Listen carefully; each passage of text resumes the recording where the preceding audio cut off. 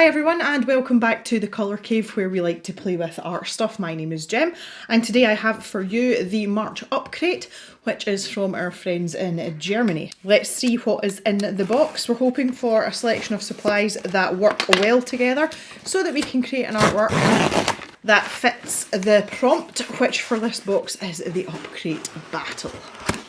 Oh, look at that. We've got glitter. Be a bit mad about that, but we'll see. Oh god, glitter. Here is our featured artist, or the co-captain, and that is Iris Impressions Art, and there are googly eyes involved here. Please tell me we've got googly eyes in this box, because I'm absolutely going to wet myself if there is. So on the back here's some more of our work. A Dutch mixed media artist. Favourite mottos: done is better than perfect, and expression over perfection. I don't know how I feel about the first one, but yeah, definitely expression over perfection. Really like it. Very, very unique and striking work. Here are our stickers. So these are a wee bit different to ones we've had previously. I really like her interpretation of the Upcrate logo as well. Really nice. Okay, we've got a bit of escaped glitter already. Paint on by Claire Fontaine. I'm used to this paper. Again, we're only getting 3 sheets. Like, I really like this paper though, so I'm absolutely 100% confident in its abilities. Oh wow, this is a crazy box. Yes, there's googly eyes. More to the point, there's lots of googly. Oh, I can't wait for this box. Yeah, look, there's weeny ones, and there's kind of middle-sized ones, and there's these great big ones as well. That's hilarious. I'm going to tell you a funny story really quickly. My first sheepdog, Mist, only had one eye, and she was the reason that I started the cave, because I wanted to be able to draw her. When she passed away suddenly, I lost her really, really young. Just for a giggle, we used to stick a googly eye in her eye socket that she didn't have an eye in, and it is the funniest thing ever. I'm going to try and find a photograph of her, because I think I've got one somewhere. And the funny thing about it was though, I was laughing so hard at her, and every time I laughed she flicked her head round to look at me as if to say, why are you laughing at me? And of course it made the googly eye like Google. It was really funny. Okay, so that's made me really happy. I think I might just have to draw my dog and stick a googly eye on it. What have we got here? Cray-pas Expressionist oil pastels. Okay, lots of nice colours by the looks of things. Bright and vivid colours, good light fastness, suitable for many surfaces. Oh, okay. A massive tube, but that is actually a tube of oil paint, which is weird. More glitter. This is the offending glitter that I've just found on the paper, so we've got sparkly glittery bits. A really nice looking paintbrush. A Factus number 14 flat brush. That feels lovely. Okay, I'm good. I've got a paintbrush, I'm good. Let's go home. What else is in here? My word. And 2 lots of acrylic paint as well. Vermilion. I would say that's more orange than vermilion myself, but I'm not going to argue. And this is cobalt blue ultramarine. Okay, that's cool. These Amsterdam acrylic paints are really good. We've had these before with Upcrate. They're nice, they're consistent, and they're pretty good quality. Wow. So we've got a lot to go with here. This is quite interesting because obviously we had a little look at the Artful box, which was a mixed media box, and I mean you don't get much more mixed media than this. This was kind of what I was hoping from the Artful box. Honestly, look at the selection. We've got oil paint, acrylic paint, we've got glitter, we've got oil pastels, we've got googly eyes. Like, that's screaming out for some collage work. Definitely. Okay, let's take a look at our bottle post. This is our magazine that comes with the box. It's inside with Iris Impressions Art. Now it says art journal down in the corner here. Okay, so we're talking about the product straight off the bat. So we have got 12 of these Sakura Cray-pas oil pastels. 12 colours to choose from. I only recently used oil pastels for the first time. I think it was last year in a scroller box, and I wasn't very good with them, but I had great fun.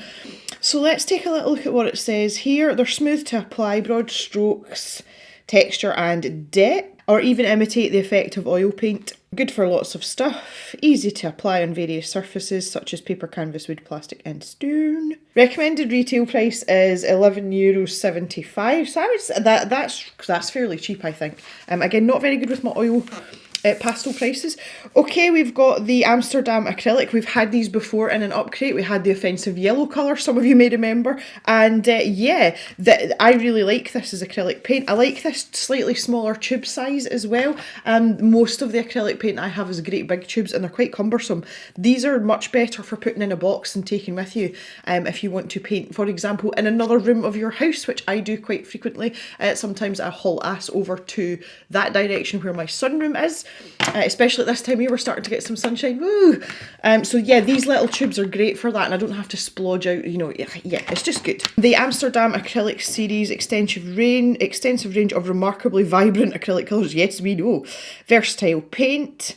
Medium viscosity. Yeah, I have found that if you don't add a lot of water to these, they kind of almost get away with being closer to a heavy body, but if you put a tiny bit of water in them, they're much smoother and behave more like a normal acrylic, so they're actually very versatile. 100% acrylic binder, exceptionally durable and flexible paint film, so that helps to stop cracking. Odourless water-based formula, yeah, I'm the first person to notice a smell and there's definitely none of that. Proudly crafted in the Netherlands.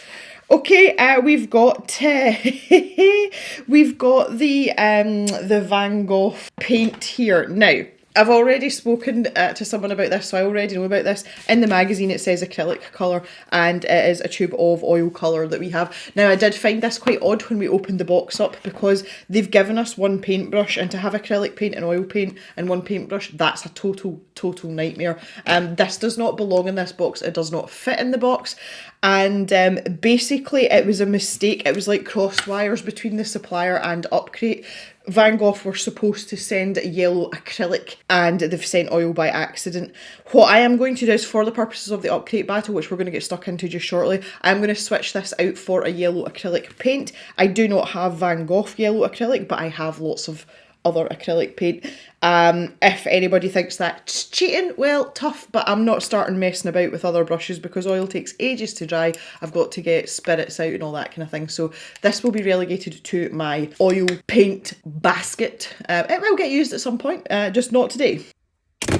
Okay, so what we were supposed to get, and the recommended retail price again for that, I mean, acrylic paint's so cheap. I don't understand why more people aren't into it. It's such a cheap way to get into painting, and acrylic paint is so forgiving. The acrylic colour is made with high quality pigments under superior Dutch quality standards. We are really flying the flag here, aren't we? Due to its short drying time, it's easy to paint layer upon layer. It's better than oils for that. Van Gogh acrylic colour is available in 40 colours. It even tells you the light fast ratings and what pigments are used and everything. Like, it's good stuff.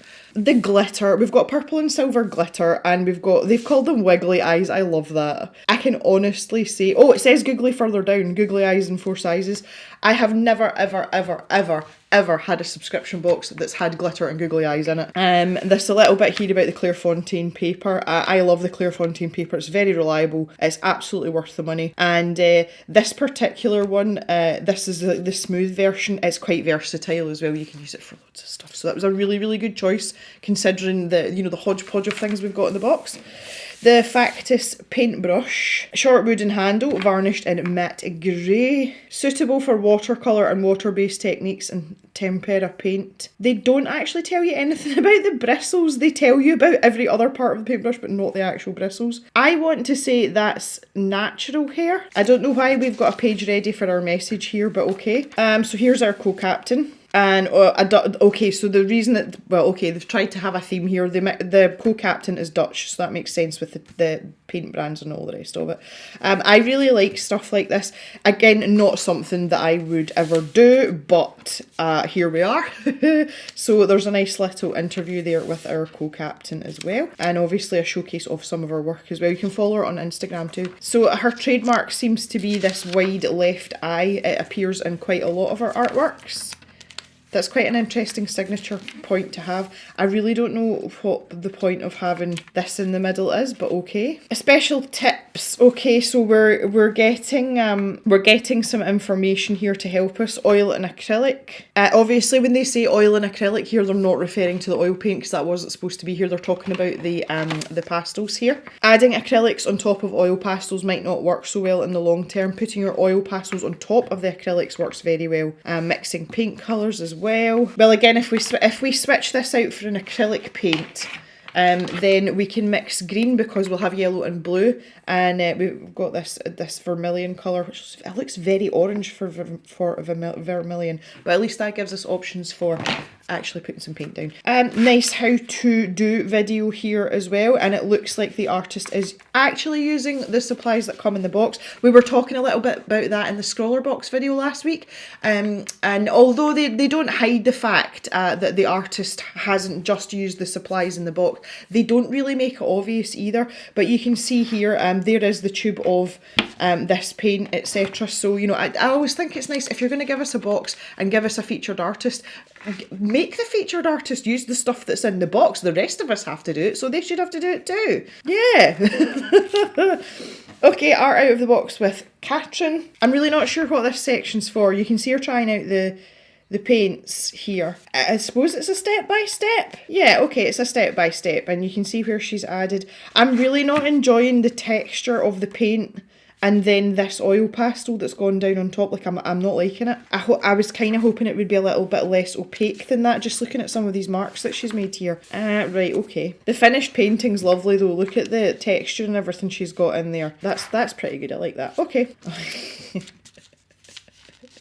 He's a fish with a googly eye every time. Okay. Nini Doesn't Care is our Sailor of the Month. Obviously influenced quite heavily by film. Cheshire Cat here, Joker. And here's Emily here. Yay, she's my favourite. Oh, look what she's done with the box. I would never be able to come up with something like that. Like, my little brain would not be able to compute and calculate something sensible like that for an artwork. Like, it just wouldn't be able to do it. Emily, I love you. And here's her, I love her colour papers as well. Like, I find this very, very inspirational always. So here's her colour mixes that she's done. And this is what happens. And she's done it with the oil pastels as well. She's even got the glitter. I was brave. I can see some's escaped there. There's a bit of glitter there. That tickled me a little bit. And here's I saw this online, the winners from the new Upcrate battle. I don't really understand how this fits in with the prompt, but I don't need to. It's not important. I love this. I absolutely love this. This one's my favourite, and I think it fits with the prompt best. This is stunning. Absolutely stunning. Like, don't get me wrong, this little dude's cute too. Like, this is outstanding artwork, but as far as fitting the prompt goes, this is perfect, this one. I really, really like these. I actually never did anything for this prompt. I still have the pencil sitting. I may just do something for fun if I ever find 5 minutes to do so. Okay, so our battle prompt is expression over perfection. I'm assuming that's in reference to using the supplies in a more abstract manner and the fact that we've got googly eyes, and also sort of in line with what the co-captain's done. Obviously what she has painted here is not a perfect face, as literally as in symmetry. I'm assuming that's the kind of route they're going down. And with the type of supplies that we've got, the very fact that we've got glitter and googly eyes, I think we're just going to go flat out. And I'm going to go with what I was talking about earlier. I think I'm going to take a reference picture of the OG dog, Mist. She was my original sheepdog that only had one eye, and I think we should just give her a googly eye. But we'll make her a glittery, colourful, in all her glory, one-eyed sheepdog. Why not? That'll be fun. I don't really want to test out the supplies, honestly, because I can't really test out the glitter and the googly eyes without getting myself into trouble. And you're going to see the paint in action because I'm going to mix the paint. So break tradition, break the protocol here at the cave, and we're going to skip the swatching, and we're just going to get to work because I think this is going to be a bit epic, to be fair. So I'm just going to go and get some palettes and all usual stuff that I get, and then we can get into actually making an artwork. I need to go and find a picture of Mist as well. So yeah, got totally caught up in looking at old pictures of Mist because I love her and I still miss her. So I've got a little collage here. She's such a happy girl. Like, this is the Mist that we know. Like, she was just such a happy girl. I think this is probably the best picture to use for the purposes of what we need because it's close up and it's clear. We don't have very many good photographs of her because she never sat still. But obviously this is more just for representation because we're going to be doing something a little bit different, and this is like way out with my comfort zone because when I'm drawing I like to take things in the very literal sense, so this is going to be interesting. This is my my professional palette. I'll have you know my IKEA 365 plate. This plate is ancient. It's great for this type of thing though. What I want to do is move this stuff out of the way. God, I've made such a mess already and we've not even started. I'm going to plonk this up here for inspiration as well. And I think for full impact we will only be using one googly eye, and it'll be going in the socket where Mist was obviously missing an eye, and it was her right eye that was missing. But she did have it at one point. For those of you that don't know the story, she did come to us with two eyes, but unfortunately she got into a bit of a fight with one of the rams and lost. So the eye was the casualty of that. I don't know what's the front or the back here, but I'm going to use this side. I feel like this is a really small piece of paper. I've got this thing with acrylic paint whereby I like to use bigger surfaces because I like to use like really sort of expressive strokes and anyway, we'll see what we can do here. So I've had a little look at these oil pastels and we've got such a lovely range of colours here, like they're really, really pretty.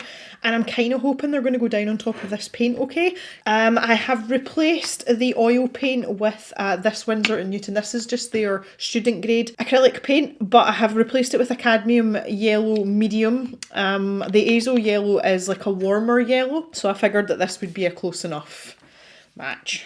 That's my plan and I'm sticking to it. So I'm going to plonk a little bit of this down. So I'm going to use the paint from a background. I've got this a bit of a thing. This little envelope that these googly eyes come in, it's quite stiff. See the way it's been folded over, just the way it's been put together. And I think we can use it as kind of like a palette knife. Technically that's not cheating. Can't find anything in here. The first thing I'm going to do is take this down like I would with a watercolour. I'm going to be quite liberal with the paint, and I think that once it dries it'll start to curl at the edges.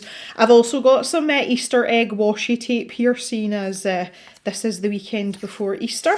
So I'm just going to, I don't want like a really big border, but just enough to grip the paper a little bit. That'll do me. Okay, so just enough. Keep that stuck down. I think I just want to... Oh, I'm just going to go for it. That was exciting. Yeah, this feels really rigid, so what if I just... Yeah, see? It's nice to have some of this in the background without it being the focus of what we're doing. And then I can come in and with my paintbrush. Not going to lie. Kind of fun. And we'll give this a clean off. I've got 2 lots of water here. I have got some other clean water other than the one I've just dipped my brush in, which now looks like iron brew. For those of you outside of the UK, you'll have no idea what I'm talking about, but that's fine. Yeah, I've got some other clean water in case I want to thin anything down. Fill in some gaps here. Let's go for it. Even if this mixes together, that's okay too. Yeah, look at this. We get a bit of texture in there as well. Somebody pointed out under one of the other videos that it's been a while since I've said the most fun you can have with your pants on. We're kind of close to that today, guys. This brush, which I still think is real hair, I don't think it's synthetic. If it is, they've done a very good job of making it slightly coarser. With the blue, I'm kind of reluctant with the blue because it's quite a deep dark colour. So let me just, I'm only going to use this sparingly in between the gaps. You know, for some of the white here. Yeah, the point I was going to make was that this brush, because it's got the bristles that it's got, it's actually helping to create some quite nice texture on the paper. Now, because I've kept a slightly wetter brush there, that has given me a bit more of a transparent look. And now that I'm able to squish this about while it's still wet, I'm not really bothered about covering the entirety of the white of the paper, but some of it would be nice. Now, the reason being is that obviously Mist has some white bits on her. I don't know how well we're going to be able to cover that up with the white. I keep going to say pastel. It's oil pastel. Okay, that is going to be my background. I'm sure that some of you, if you want to try something similar, will have a whale of a time. I have got a little bit of orange paint on the desk, but it's not bad. So yeah, we'll leave this to dry and then we'll come back and we'll do some work on actually creating something that is expressive, not necessarily perfect. Okay, so that's us, we're nice and dry now, and that blue's settled in nice and muted as I was hoping. So now on to the fun part. I was thinking about this glitter, and I'm like, I've only just recovered from the gold leaf debacle thanks to Upcrate. I don't know if I'm ready for this, but I've decided I'm probably going to bypass this pink glitter, and I thought I could use the silver glitter for Mist's nose. Just the texture of some of this glitter reminds me of the texture of a dog's nose. So I thought that might be quite cool. But we're getting a bit ahead of ourselves here. The only aspect of this that I want to be realistic is Mist's good eye or her remaining eye, whichever way you want to put it. So that's really the only part of the image in terms of accuracy that I'm going to pay attention to, because I am trying to stick to a slightly more abstract-y type theme here in the spirit of the Upcrate battle. So yeah, I've got these oils here. I'm going to use the black as sort of like an outliner, because obviously I still need to sketch some sort of some body parts here. So I'm just going to start with this outline of the nose, and this is going down really well on top of the paint. So again, this doesn't really have to be accurate because this is going to be mostly glitter. I do need to have our nostrils in place though, so I'm going to pop them in. With the glitter on top, I don't think there'll be much. Left here. But there's a little bit of highlight and stuff here. I'm just wondering if I can put, yeah, there we go. Look, so I can use the white as well. Okay, so that's basically going to be all glitter.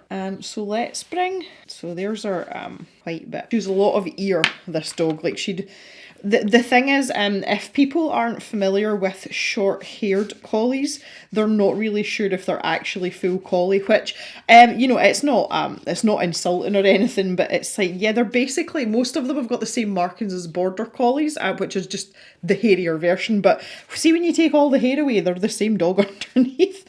But the short-haired collies tend to have ears that stand up rather than fold over. Pip is also a short-haired collie, and she has that trait too. Jock, our other dog, our oldest collie, he is a tricolour collie, and they're a crossbreed, I think, originally between some sort of shepherd dog, you know, like not an Australian shepherd, that's a terrible example, but another collie breed and a border collie.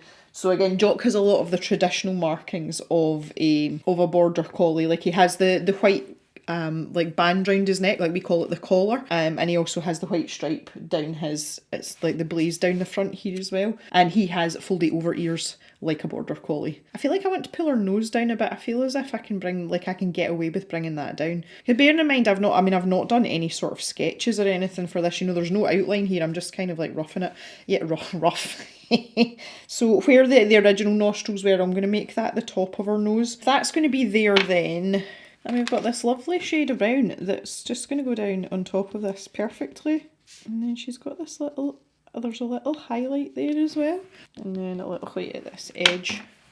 And if I just use the black here to give that a sort of outline, then it makes it look a little bit more like an eye. The thing that always struck me was because of the markings around her missing eye side, it always made it look really slanted and sloped. And it was just like it was almost like an optical illusion with her fur. But when you looked at her square on, you could see it was more like a rounded shape. And because people didn't notice at first, you know, you'd meet someone walking along and then all of a sudden they'd be like, oh, your dog's got an eye missing. And you know, sometimes I wanted to go, really? When did that happen? I wonder where it's going. Humour first, you know, when you're over it. So let's have a bit of fun now. Say we want to keep this abstract. So we want to avoid block colours that we're going to use here. I want to avoid obviously orange and yellow. So I'm just going to like pull these clean out the way. Like, no, we don't need them. I'm quite drawn to this purple colour for some reason, and also this green, the darker green. So what I was thinking was we might decide on alternative colours. The purple would make a great black alternative here. So like these patches in our ears, and again the idea here is we want to keep it really loose. You know, there's no, you know, we're not trying to be realistic here at all, but I want to take that right in to where the blaze would be on her face normally. I'm trying to keep this as loose as possible because I am the person that's always very regimented and blah blah, and you know, like I like teeny tiny points on things and I like precision, and this is about none of those things.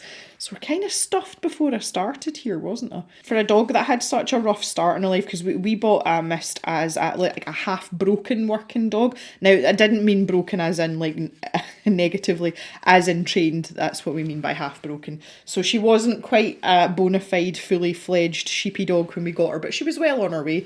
But she had a pretty rough start in life. Had we known what we'd known about the person we bought her from, we would never have bought a dog from him. But yeah, for a dog that had a bit of a rough start in life, she was like the happiest dog. Our tail went the entire time. And even up until the day we took her to be put down, she was still wanting to play with a tennis ball, which was really nice and heartbreaking at the same time.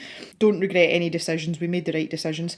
Right, I wonder if this green... I'm going to have to do a bit of... This is what I get for not swatching stuff out, guys. Let me just look at these greens here, because I think that one's quite deep.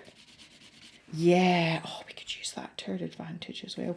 And let's see what the blue looks like. Okay, so let's have, let's use the blues like a shadow colour to round out this eye area a bit more, yeah. It's really difficult to explain to people as well. I mean, you do get an understanding if you've had a pet before, like you do have some sort of sympathy with where I was. But see, when your dog is not only your companion and your pet, but your work colleague as well, you create this attachment to them, and it's very, very unique and it's very special. I think I've kind of overdone a roughly mean bit here. She's got this hairy bit. Yeah, so like it is a really special bond, and I think just because she was my first, I'll always have that little bit of sort of attachment to. I'm thinking I might skip the green actually, and I might go this, because I've got this nice neutral shade here, which will be nice for the, it's not white, but it's still white, if you know what I mean. I'm kind of enjoying the fact that, you know, this, like everything's shown through from the background as well. Like we're still getting that colour shown through. I see this looks a bit freaky in the middle just now, but it's going to look even freakier when it's got a googly eye on it, let's be serious. So the other thing as well with the oil pastels, they're buildable as long as you don't press too hard. They will layer up on top of each other obviously because they're oil, so they just on the top. Okay, I kind of like this idea that the bottom corner here is just kind of like fading into the background. Like I was going to build that up and like put in her leg and everything, but I kind of just want to leave it as it is. I was going to use the paint as an adhesive, because if you drop things in paint when it's wet, it tends to stick. It might not give you a rock solid sticking surface, but it's not the end of the world. I'm thinking I want to add in a little bit of black here now. I feel she's just a bit too abstract, honestly, and because I've outlined her nose in black as well, like that just makes me kind of, I don't know. See, now the problem is because I don't really do stuff like this, I don't really know where to go from here, if I'm honest. Like I don't know how much I should be building this up. I kind of don't want to build it up. Because I'm enjoying, as I said earlier, the colour like from the background popping through. So I think I'm just going to try and, oh my lord, what am I thinking? Let me go and get some glue. I'm not sure Pritt Stick is the best choice here. It's generally made to stick to paper, and we've got a layer of oil here. I don't mind ruining this, so obviously I'm going to try and avoid the bottom set of nostrils, which is the actual set. And I'm just going to go for it. Oh my word. I kind of don't want the big sprinkles though, like the little sprinkles would have done. I'm going to select a googly eye. This one here. Perfect. Absolutely perfect. So I'm going to take the backing off this. I'm going to try and make sure that I don't have any glitter in the way, because that's going to clearly be a thing. And let's pop...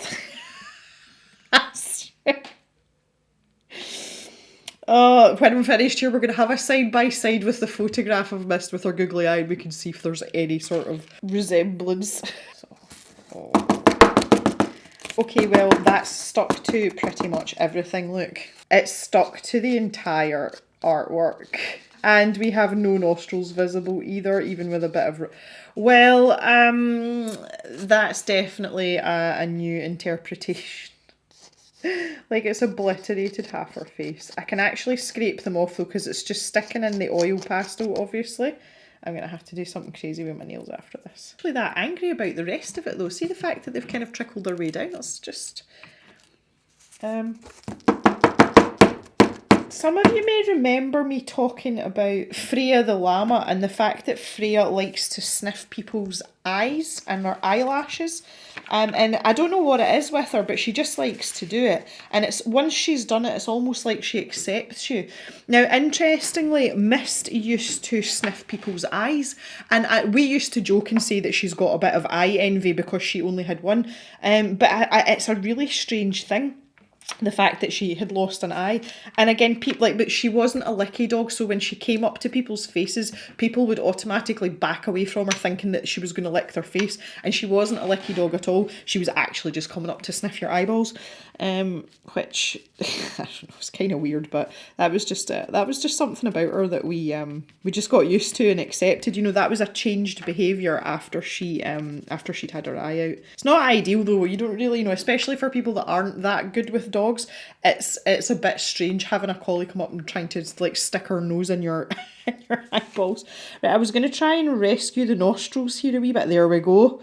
I knew that if I fought my way through there, I might get back in, and lo and behold. Oh God. This is, honestly, I can truthfully say, this is the most bizarre artwork I've ever done, ever. So, yeah, right, there we go. I'm going to call it quits there. I've used every supply in the box apart from this pink glitter, which I've now realised would go quite nicely with the colours that I've used for her. The googly eye is slightly disconcerting, but say when you see it in context, let's just pull up the other picture of Miss just now and see what we... see what we think. Oh, I don't know. Okay, right. This was great fun today, guys. I just took this at face value and used the supplies, etc. The oil pastels are really nice. It's not something I'm a huge fan of, but these are really smooth. I mean, I did find the first time that I used oil pastels, I felt like I was quite childlike with them. You know, they were like crayon-y.